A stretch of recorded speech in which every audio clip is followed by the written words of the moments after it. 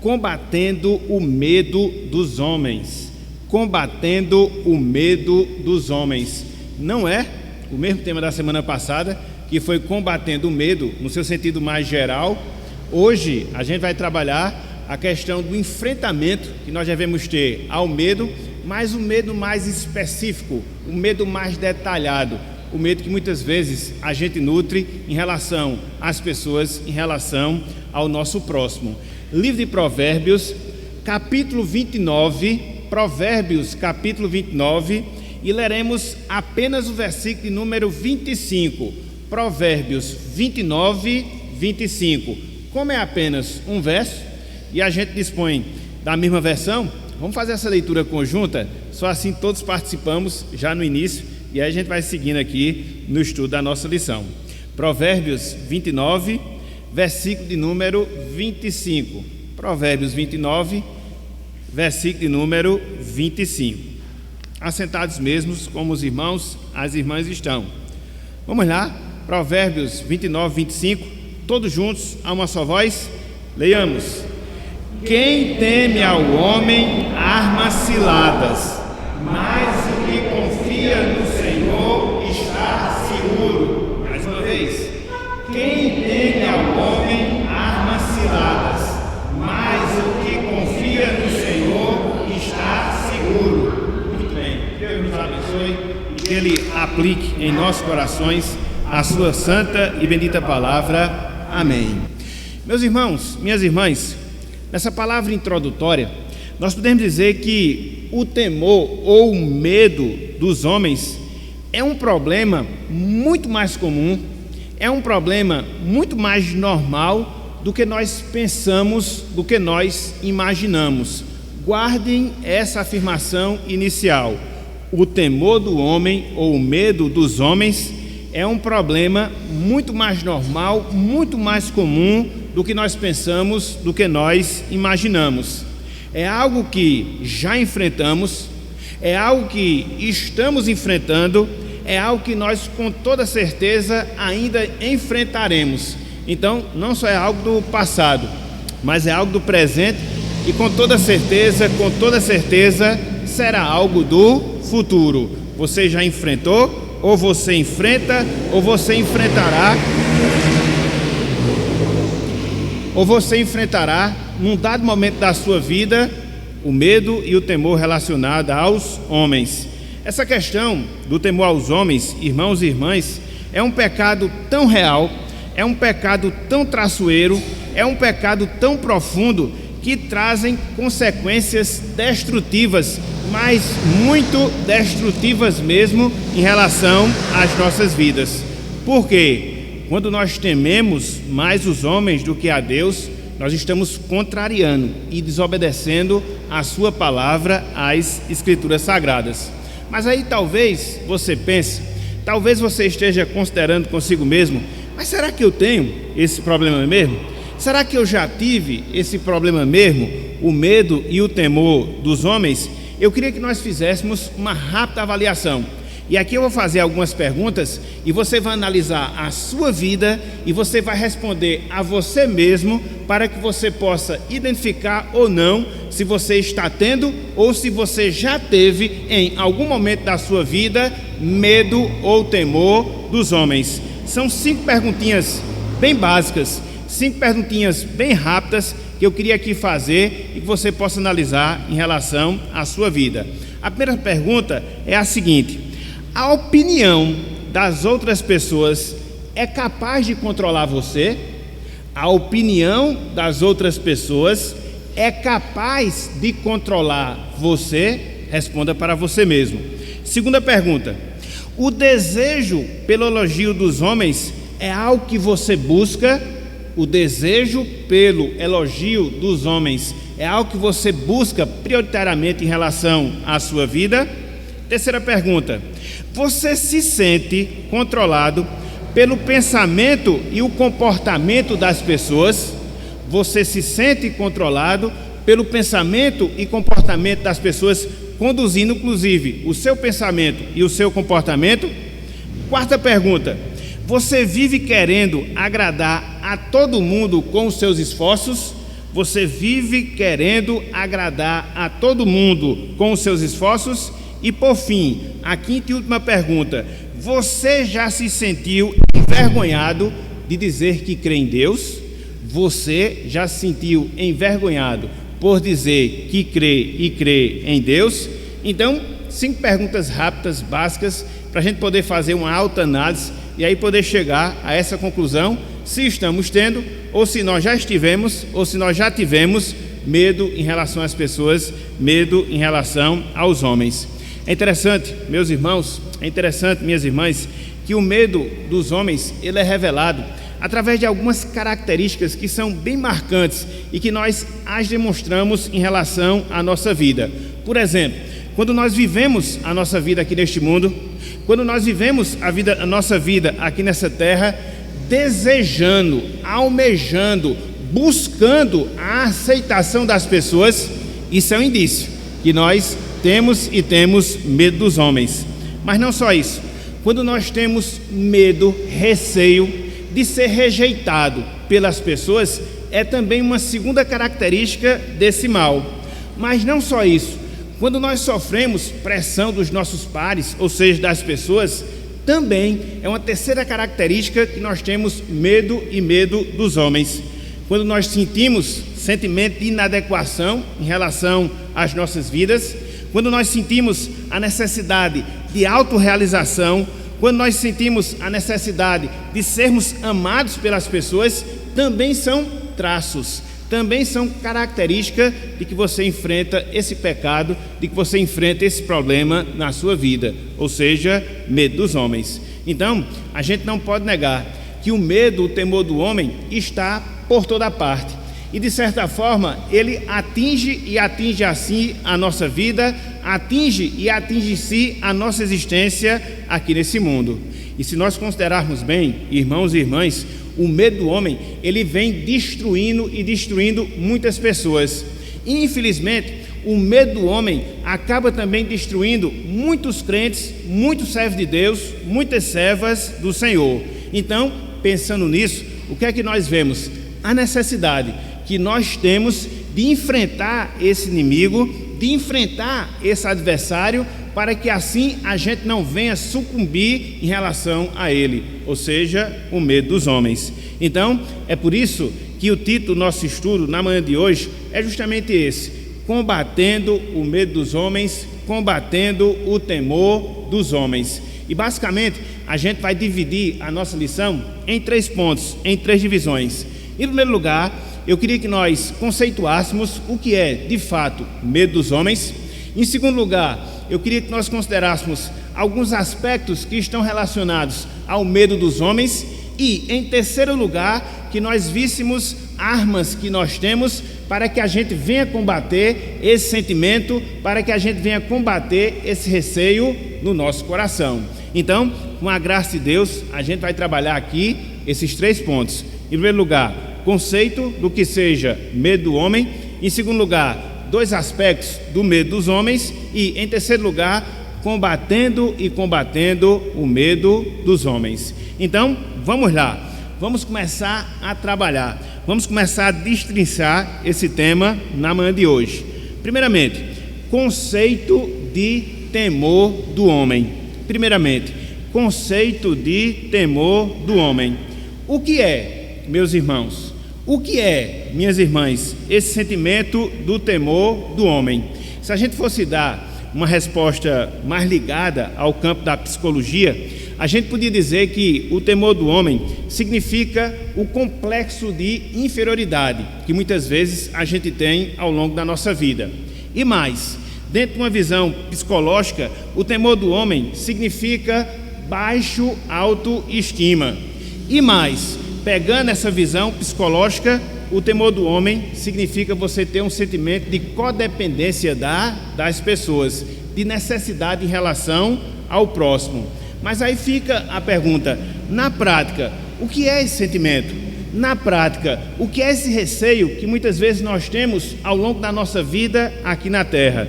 Então, no seu sentido mais estrito, no seu sentido mais detalhado, o temor do homem, meus irmãos, minhas irmãs, significa viver para agradar as pessoas. O temor do homem significa viver e viver para agradar as pessoas. O temor do homem significa viver buscando a aprovação das pessoas. O temor do homem significa viver buscando a aprovação das pessoas.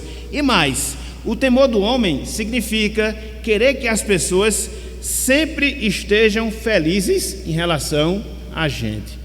Fazer com que nós tenhamos as pessoas sempre felizes em relação a gente, de nunca entristecê-las, de nunca desapontá-las. Então, quando você vive nessa ânsia, quando você vive nesse desejo, isso é um traço, ou isso é uma constatação, melhor dizendo, que você tem esse sentimento. Que sentimento? Medo ou temor dos homens. E quando você olha para as Escrituras Sagradas, quando você estuda a Palavra de Deus, você observa em vários textos alguns exemplos que confirmam esse fato. O temor do homem envolve tudo isso: viver para agradar as pessoas, buscar a aprovação das pessoas, querer que as pessoas estejam sempre felizes em relação a nós. Então, poderíamos aqui consultar vários textos, vários versos, mas eu queria chamar a atenção que é apenas um, porque já consolida isso que nós estamos falando. Abram aí, por favor. Evangelho de João, capítulo 9. Vamos ver, dentro do relato da cura que Cristo faz ao cego de nascença, esse sentimento. Que sentimento? O temor dos homens. Aqui no que diz respeito aos seus pais, por tudo aquilo que havia ocorrido em relação ao seu filho e as consequências que eles temeram quanto a isso. Evangelho de João, capítulo 9, versículos 18 até o versículo de número 23. O que vem antes da passagem, todos nós já sabemos. Cristo, ele cura um cego de nascença, e aí começa a se indagar como foi que aquele homem havia obtido aquela cura, principalmente as pessoas religiosas. E isso acaba gerando uma grande polêmica, porque as pessoas já estavam, de certa forma, desfazendo o ministério de Jesus e perseguindo quem assim se relacionava com ele. Então, em dado momento da passagem, o que é que a gente vê? A reação dos seus pais, daquele jovem que havia sido curado da sua cegueira. E olha só o que acontece entre os versículos 18 até o versículo de número 23. João 9, versículos 18 até o versículo de número 23. Diz o seguinte, a palavra do Senhor: não acreditaram os judeus que ele fora cego e que agora via, enquanto não lhe chamaram os pais e os interrogaram: é este o vosso filho, de quem dizeis que nasceu cego? Como, pois, vê agora? Veja a reação dos pais daquela pessoa, daquele menino. Versículo 20, daquele jovem. Versículo 20. Então os pais responderam: sabemos que este é o nosso filho e que nasceu cego. Até porque não tinha como negar isso, né? Se eles eram os pais, sabia que aquele jovem era filho deles e que ele havia nascido cego. Mas veja no versículo 21: mas não sabemos como vê agora, ou quem lhe abriu os olhos também não sabemos. Perguntai a ele, idade tem, falará de si mesmo. Então passaram a bola para o próprio menino. Por que eles fizeram isso? Por que eles agiram dessa forma? Aí você vê, versículo 22 e versículo 23, olha só: isto disseram seus pais, veja, porque estavam com medo dos fariseus, pois estes já haviam assentado que, se alguém confessasse ser Jesus o Cristo, fosse expulso da sinagoga. Por isso é que disseram os pais: ele idade tem, interrogai-o. Então veja que a reação dos pais, daquele que fora cego, foi moldada pelo pensamento dos fariseus. Uma vez que os fariseus haviam assentado que ninguém confessasse a Cristo, que ninguém reconhecesse que Cristo de fato era Senhor, então o que foi que eles fizeram? Temeram, porque não queriam ser expulsos da sinagoga, não queriam perder a vida religiosa, não queriam experimentar ali dos benefícios religiosos dos judeus. Então, por causa do temor dos homens, por causa desse receio, eles passaram completamente, de certa forma, a responsabilidade que eles tinham enquanto pais de dizer: este é meu filho, nasceu cego, foi Cristo quem o curou. Então, um exemplo aqui bem claro de medo dos homens, inclusive conformando a sua atitude, conformando a sua forma de agir, mesmo que fosse uma atitude, uma forma de agir equivocada. Então, a gente não pode fugir a esse ponto, meus irmãos. A gente não pode fugir a essa realidade, minhas irmãs. Em certas instâncias da nossa vida, a gente acaba agindo assim, com receio das pessoas, com medo daquilo que elas vão falar acerca da gente, com receio daquilo que elas vão pensar acerca de nós. E aí o que acontece? A gente começa, em virtude disso, a moldar, às vezes, o nosso comportamento, às vezes o nosso pensamento, a nossa palavra, para nós não desagradarmos as pessoas. Então, isso na prática significa medo ou temor dos homens. Mas aí surge uma pergunta, mas aí surge uma indagação: mas será que todo o temor do homem é negativo? Será que todo o temor do homem a gente pode ver como algo pecaminoso? Não necessariamente, não necessariamente. Porque quando você estuda a palavra de Deus, quando você estuda as Escrituras Sagradas, você vai perceber que, biblicamente falando, em algumas circunstâncias, em alguns relacionamentos, nós somos ordenados a viver de alguma maneira, a viver de alguma forma que nós agrademos ao homem, agrademos ao nosso próximo. Então, o que é que eu quero dizer com isso?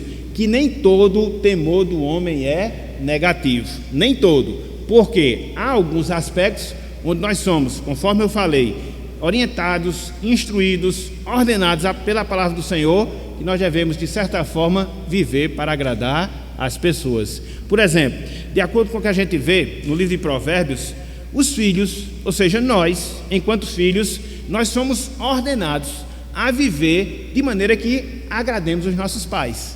Olha só o que nós temos aí em Provérbios 10, versículo 1. Provérbios, capítulo 10, versículo 1. A Bíblia nos ordena, enquanto filhos, a fazer o quê? Vivermos, para agradarmos os nossos pais. Provérbios, capítulo 10, versículo 1. Provérbios, capítulo 10, versículo 1. Só para destacar que nem todo temor do homem é negativo. Existem alguns aspectos em que ele é positivo. Aqui no caso, naquilo que a gente deve agradar os nossos pais. Provérbios 10, versículo 1. Diz o seguinte a palavra: Provérbios de Salomão: o filho sábio alegra seu pai, mas o filho insensato é a tristeza de sua mãe. Então aqui nós somos instruídos a vivermos enquanto filhos de forma sábia. Com que objetivo? Com o objetivo de alegrar os nossos pais. De certa forma é viver, de certa forma é agir de maneira que a gente venha agradar ao nosso próximo, no caso aqui aos nossos pais. Mas não só isso. Quando a gente lê lá na carta de Paulo aos Romanos, capítulo 13, versículos 1 até o versículo 3, a gente observa na orientação de Paulo que nós devemos viver aqui neste mundo temendo as autoridades que nos foram constituídas por Deus. Todos nós já sabemos, né, essa passagem de Romanos, capítulo 13. É apenas para ressaltar esse aspecto. Enquanto cidadãos, nós temos essa responsabilidade. Que responsabilidade? De vivermos como bons cidadãos e assim possamos estar agindo de maneira que nós temamos as autoridades. É uma forma de temor do homem. Um pouco mais adiante, lá na carta de Paulo a Tito, capítulo 2, versículos 9 até o versículo 10, Paulo ele orienta os empregados a viverem e a trabalharem de tal forma que agradem os seus patrões. Vejam aí, esse texto se faz necessário a gente ler. Tito, capítulo 2, até porque ele reforça o que nós vimos domingo passado aqui no nosso sermão. Tito, capítulo 2, versículos 9 até o versículo 10. Vivermos para agradar os nossos patrões, ou desenvolvermos as nossas atividades para agradar os nossos patrões. Veja, Tito 2, versículos 9 e 10. Quanto aos servos, veja, que sejam em tudo obedientes ao seu Senhor, veja, dando-lhe motivo de satisfação, não sejam respondões, Não furtem, pelo contrário, deem prova de toda a fidelidade, a fim de ornarem, enfeitarem em todas as coisas a doutrina de Deus, nosso Salvador. Então, enquanto empregados, nós temos essa responsabilidade de agirmos profissionalmente para assim darmos satisfação ou para satisfazermos os nossos patrões.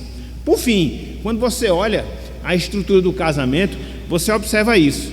O casamento, enquanto instituição, inclui esse compromisso. Que compromisso? De nós agradarmos aos nossos cônjuges. É uma responsabilidade que recai sobre nós. Veja o que Paulo fala acerca dela lá na primeira carta aos Coríntios, capítulo 7, versículos 33 e 34. 1 Coríntios, capítulo 7, versículos 33 até o versículo de número 34.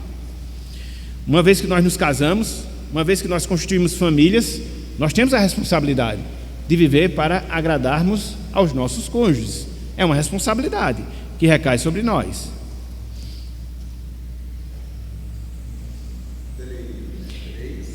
Primeiras Coríntios 7, 33 e 34. 33 e 34. Olha só o que Paulo fala aqui, olha só que coisa interessante. 1 Coríntios 7, 33 e 34. Mas o que se casou cuida das coisas do mundo, veja, de como agradar a esposa. E aí Paulo ele vai falar acerca disso aí. No versículo 32, o que realmente eu quero é que estejais livres de preocupações.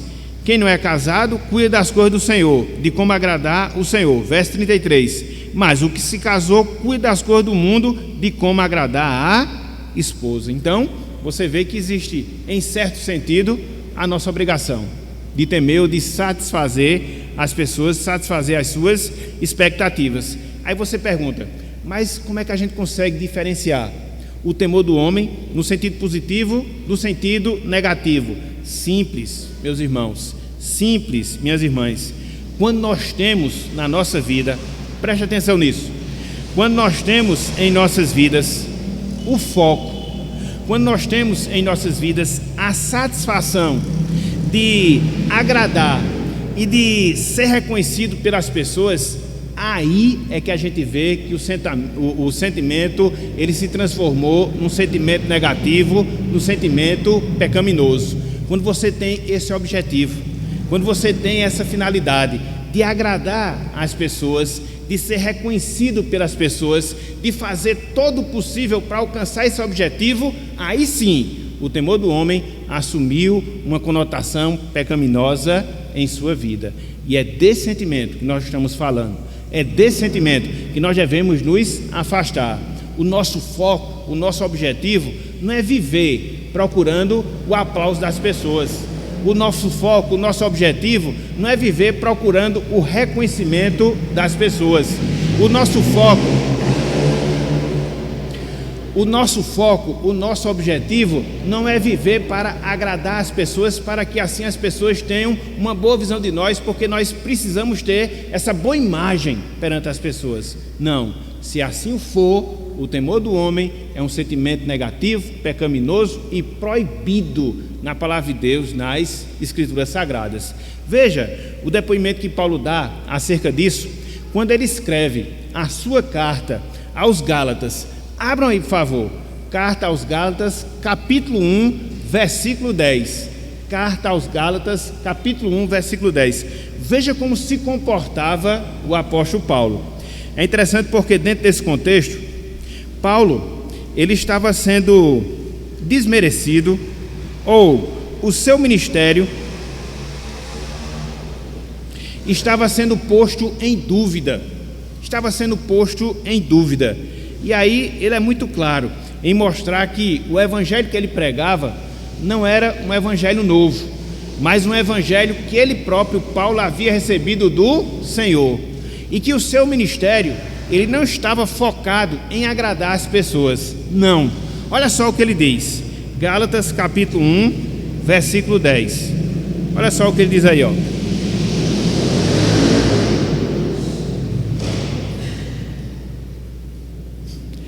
É difícil, vamos lá. Gálatas capítulo 1, versículo 10. Paulo dizia: Porventura procuro eu agora o favor dos homens ou de Deus? Ou procuro agradar a homens? Se agradasse ainda a homens, veja, não seria servo de Cristo. Então Paulo tinha uma posição muito bem definida na sua vida. Eu não vivo para agradar pessoas, eu vivo para fazer a vontade do Senhor. O meu ministério, ele não está baseado em bajulação.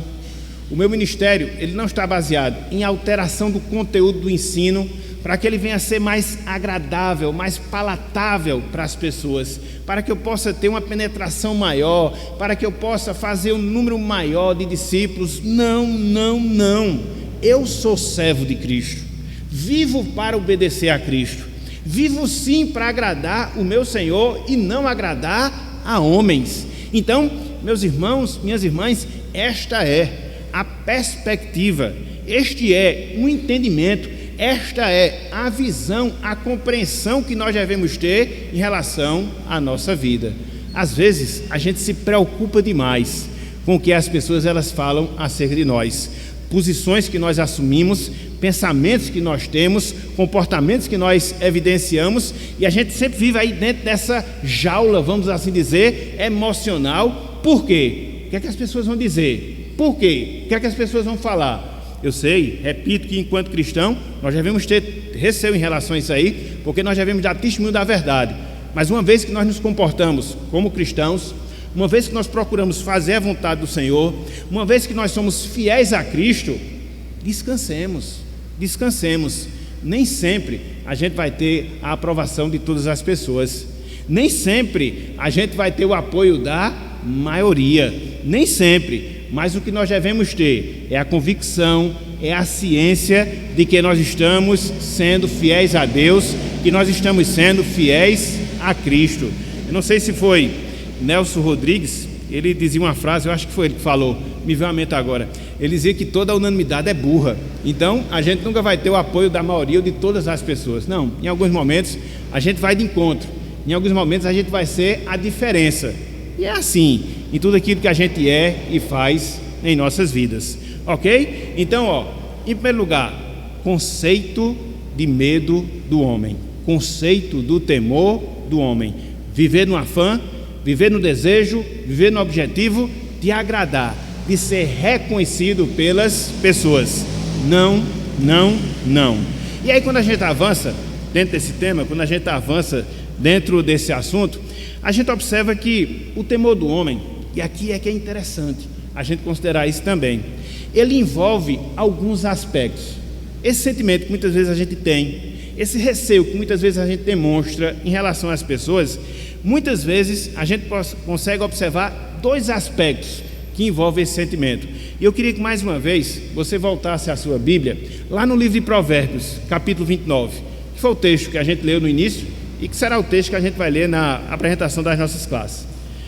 A partir desse texto, eu queria destacar dois aspectos do medo dos homens, para que a gente possa ver como é nocivo, como é prejudicial esse sentimento na nossa vida. Provérbios, capítulo 29, versículo 25. Provérbios 29, versículo 25. E aqui, meus irmãos, isso é até uma tarefa que eu passo. Pensa no exercício bom de você gravar esse versículo, porque muitas vezes a gente termina errando nesse aspecto, e esse verso é um remédio para isso. Olha só, Provérbios 29, versículo 25. Diz o seguinte, quem teme ao homem arma ciladas, mas o que confia no Senhor está seguro. Quem teme ao homem arma cilada. Nessa primeira parte do versículo número 25, a gente encontra dois aspectos que envolvem a questão do medo dos homens. O primeiro deles, o temor do homem, ele é uma questão de adoração. O temor do homem é uma questão de adoração. A palavra temer, que Salomão usa aqui no início do versículo 25, ela tem um significado bem amplo, ela tem um significado bem diverso. Essa palavra temer, que Salomão usa aqui no início do versículo 25, significa respeitar muito alguém, significa ser controlado pelas pessoas, significa adorar outras pessoas, significa colocar sua confiança nas pessoas, significa precisar das pessoas, suas opiniões, seus louvores e sua aprovação. Então, o temer que Salomão usa aqui, no início do versículo 25, envolve isso: respeitar muito alguém, ser controlado pelas pessoas, adorar outras pessoas, colocar sua confiança nas pessoas ou precisar das pessoas, precisar das suas opiniões, precisar dos seus louvores, precisar da sua aprovação. É por isso que Salomão aqui diz: quem teme ao homem arma cilada.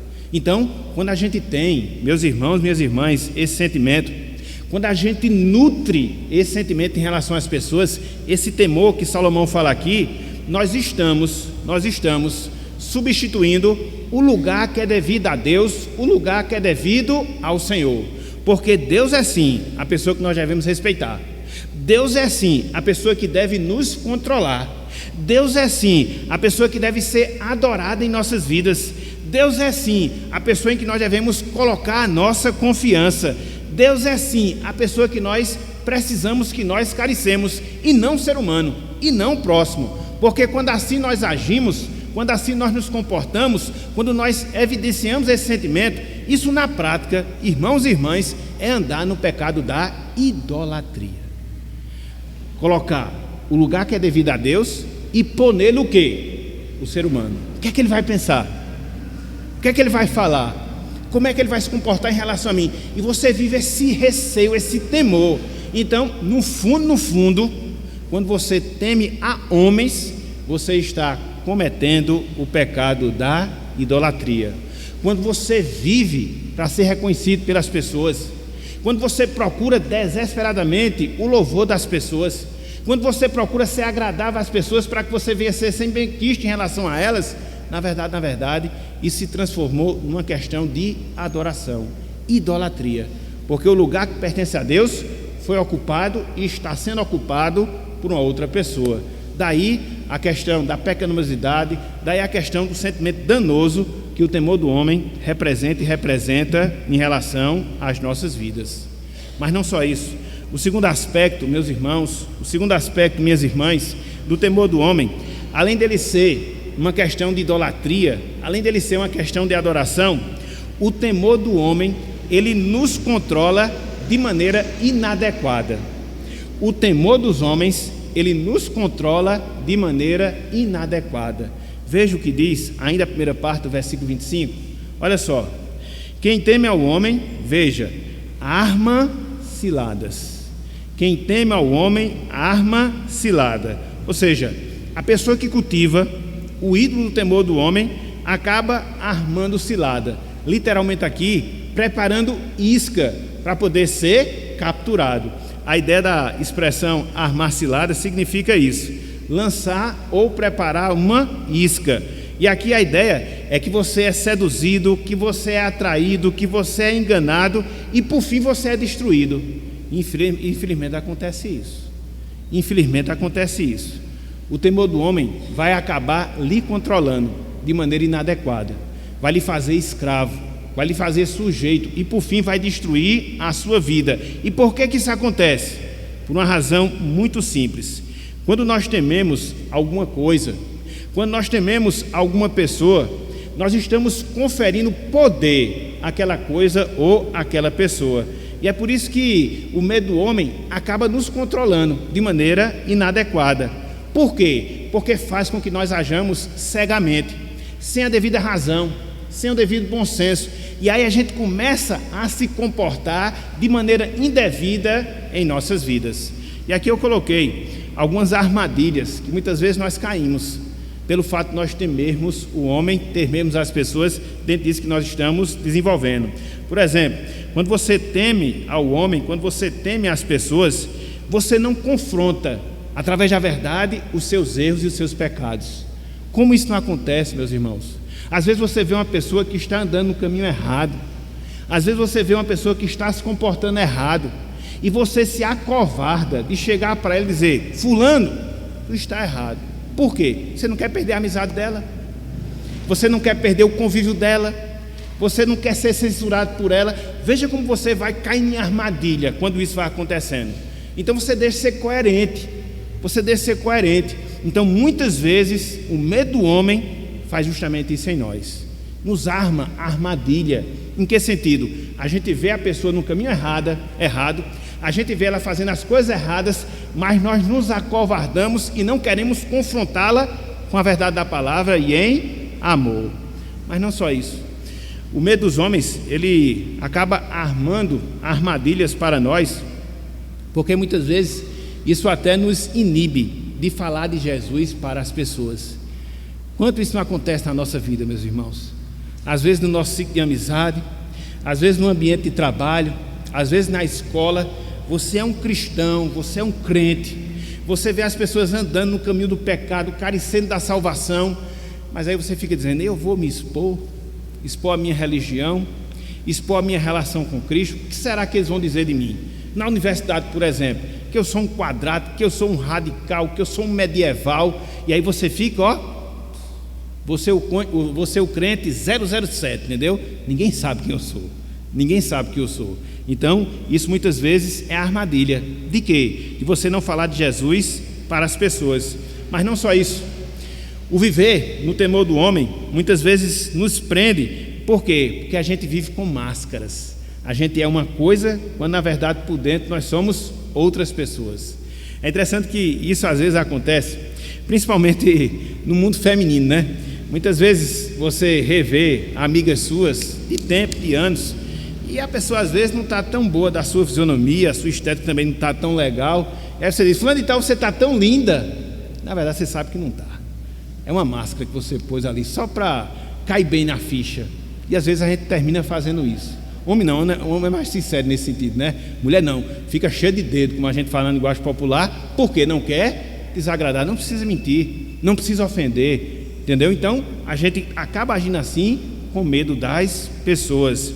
E mais, a armadilha que muitas vezes nos cai, o medo das pessoas, porque a gente acaba vivendo atrás do elogio dos outros. Quantos de nós muitas vezes faz uma postagem na internet, aguardando ver quantas pessoas vão curtir, quantos comentários a gente vai ter, e a gente precisa disso para se autoafirmar? Não precisa, meus irmãos, não precisa. Você não precisa disso, E mais, quando nós vivemos no temor dos homens, muitas vezes nós mentimos, muitas vezes nós nos acovardamos, muitas vezes nós omitimos a verdade. Tudo isso, repito, para ser benquisto e benquisto pelas pessoas. É por isso que Salomão diz: quem teme ao homem, arma cilado, é fisgado e por fim é destruído, porque começa a agir dessa forma desordenada, segundo o ensinamento da palavra do Senhor. Então, qual é a conclusão que nós chegamos? Em cima disso nós estamos desenvolvendo que o temor do homem, ele é nocivo. Na verdade, ele é extremamente nocivo às nossas vidas. Em primeiro lugar, porque o temor dos homens nos leva à idolatria, a colocar uma pessoa no lugar de Deus. Em segundo lugar, porque o temor do homem, conforme nós vimos aqui, nos destrói, armas ciladas para destruir completamente a nossa vida. Daí o cuidado, daí a atenção que nós devemos ter. Então, dois aspectos que a gente viu aqui relacionados ao temor do homem. A gente já viu o que significa o temor do homem, a gente já viu os dois aspectos que envolvem o temor do homem, e agora, em terceiro e último lugar, eu queria que nós aprendêssemos, meus irmãos, minhas irmãs, a combater esse sentimento em nossas vidas, a guerrear contra esse sentimento no nosso coração. É por isso que o ponto que nós vamos considerar a partir de agora é combatendo o temor do homem. Combatendo o temor do homem. E aqui eu queria focar pelo menos em três passos que nós devemos dar ao longo da nossa vida aqui na terra, para que nós não vivamos na dependência das pessoas, receando por causa delas. Então, o que é que nós devemos fazer? Quais são os 3 passos que nós devemos dar? Quais são as armas que Deus nos disponibiliza para que a gente possa lutar contra esse medo no nosso coração? Em primeiro lugar, meus irmãos, minhas irmãs, O temor do homem, ele é vencido quando nós depositamos a nossa confiança em Deus. O temor do homem, ele é vencido quando nós depositamos a nossa confiança em Deus. Veja aí, mais uma vez, Provérbios 29, 25, agora a parte B do versículo 25. Salomão disse, né? Quem teme ao homem, armas ciladas, já vimos, mas veja agora o que ele vai dizer na complementação do versículo. Ele diz, versículo 25: mas o que confia no Senhor está o quê? Está vendo aí? Confiar na Bíblia, meus irmãos, é sinônimo de se entregar. Confiar na Bíblia é sinônimo de descansar. Confiar na Bíblia é sinônimo de você se firmar, nesse caso, de se entregar, nesse caso, de descansar, nesse caso, de se firmar em Deus. Então, quando a gente confia em Deus, quando a gente confia no Senhor, nós estamos seguros, nós estamos firmes, e aí a gente não vai temer o que as pessoas vão falar acerca de nós. Então, quando eu confio em Deus, eu desconsidero completamente a opinião que as pessoas venham ter de mim. Se eu sou crente, se eu procuro viver em santidade, se eu tenho um comportamento diferenciado, se eu sou sincero, se eu sou leal a Deus, pouco me importa o que as pessoas vão falar, pouco me importa o que as pessoas vão dizer, porque eu estou seguro no Senhor, eu estou descansado em Deus, eu estou firmado em Deus. Então não viver medroso em relação à opinião das pessoas. Veja o que diz o Salmo 118, versículo 6. Pega essa palavra para você e guarde-a no seu coração. Guarde-a no seu coração. Salmo 118, versículo 6.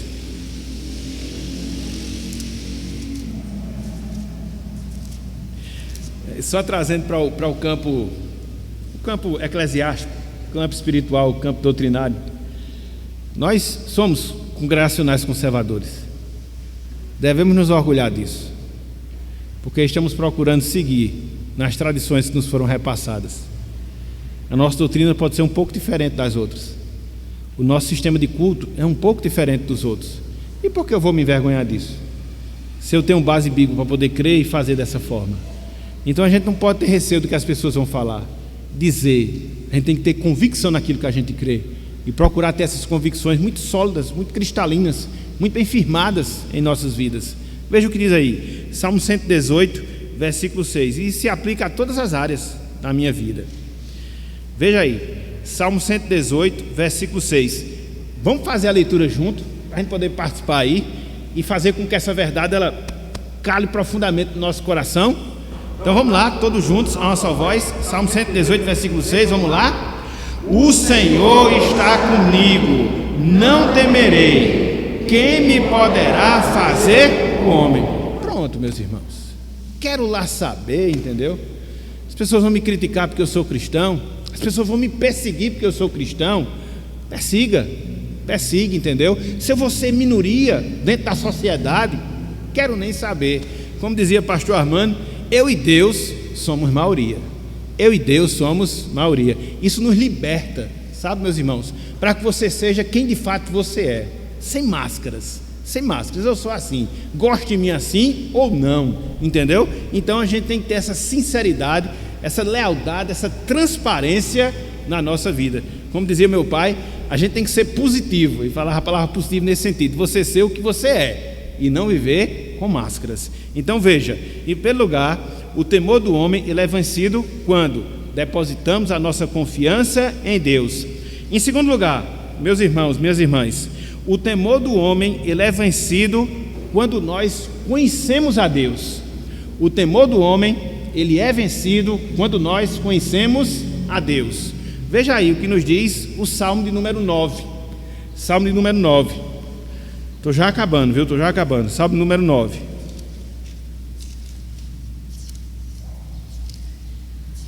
Versículos 9, principalmente versículo 10.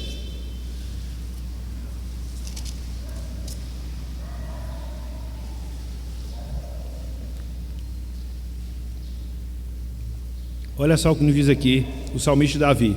Salmo 9, versículo 9 e 10. Diz o seguinte, Salmo 9, versículo 9 até o 10.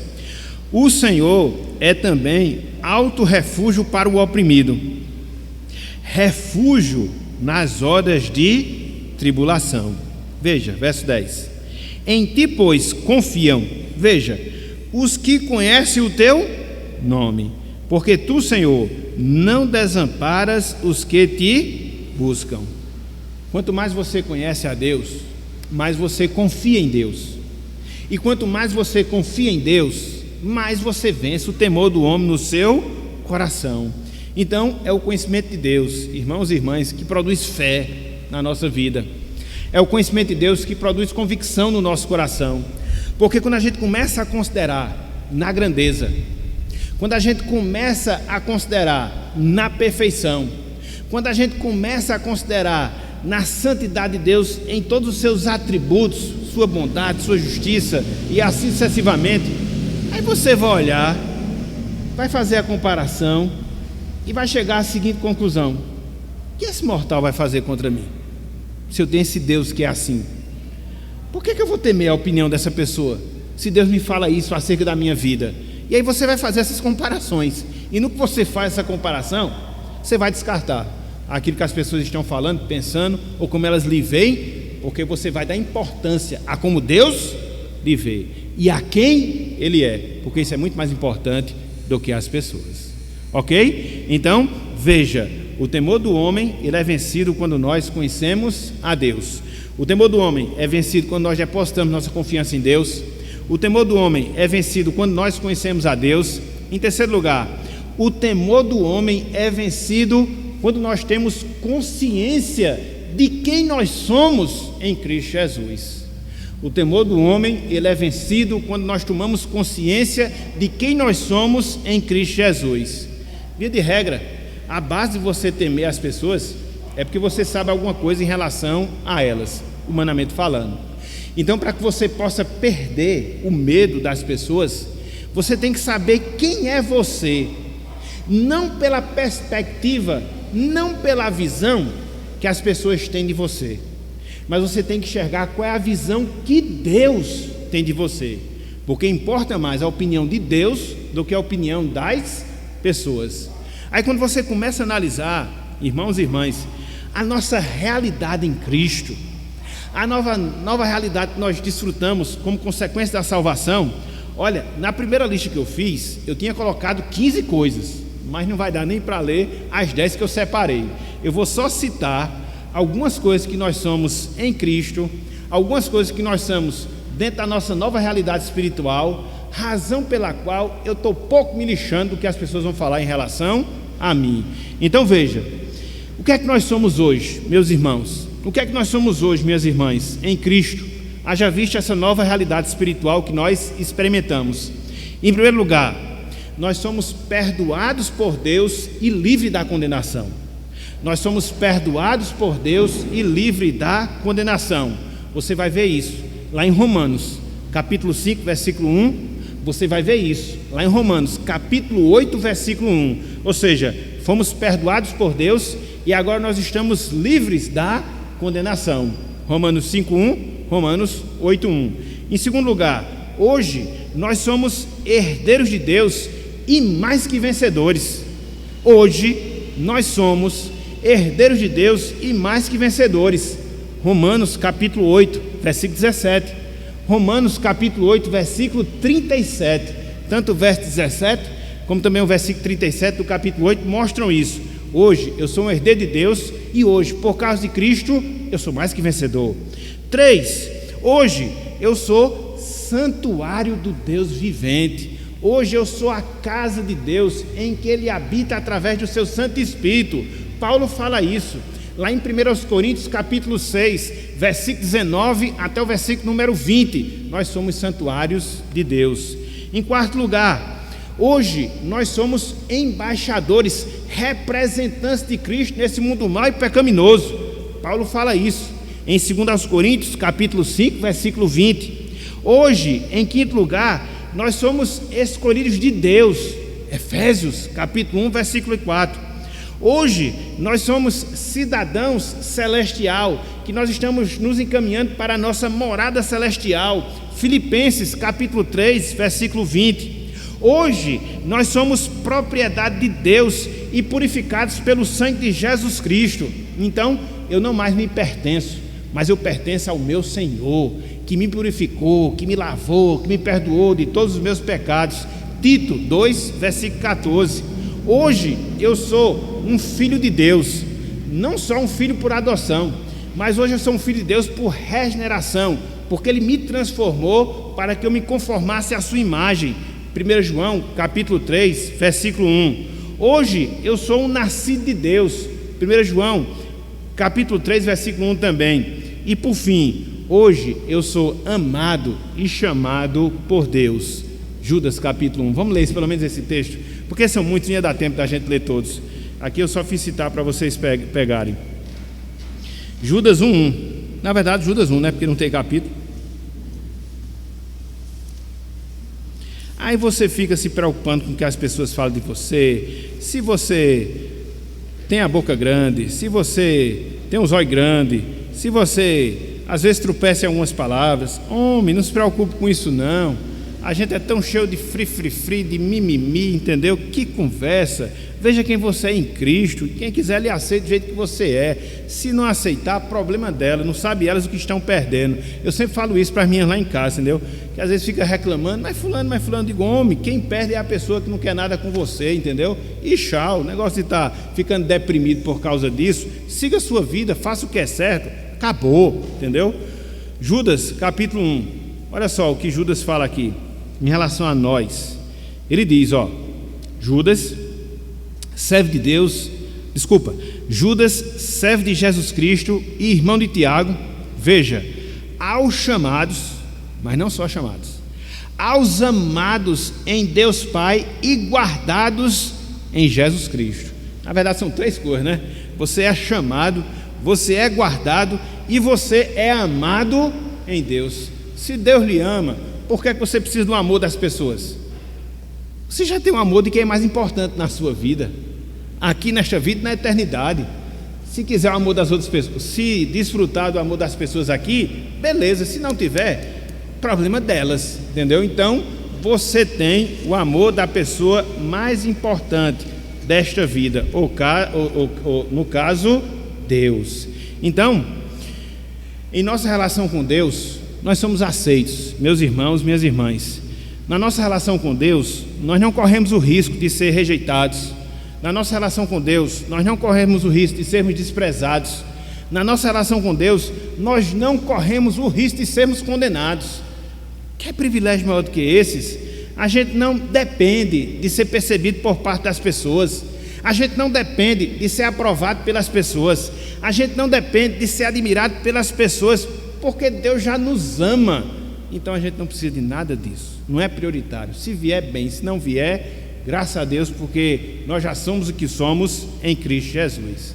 Mas aí surge uma pergunta bem básica, diante disso que nós estamos expondo aqui. Então como é que eu reajo? Como é que eu me comporto às expectativas das pessoas? Que quer queira, quer não, as pessoas têm expectativas em relação a nós. Então como é que eu reajo? Eu devo procurar atender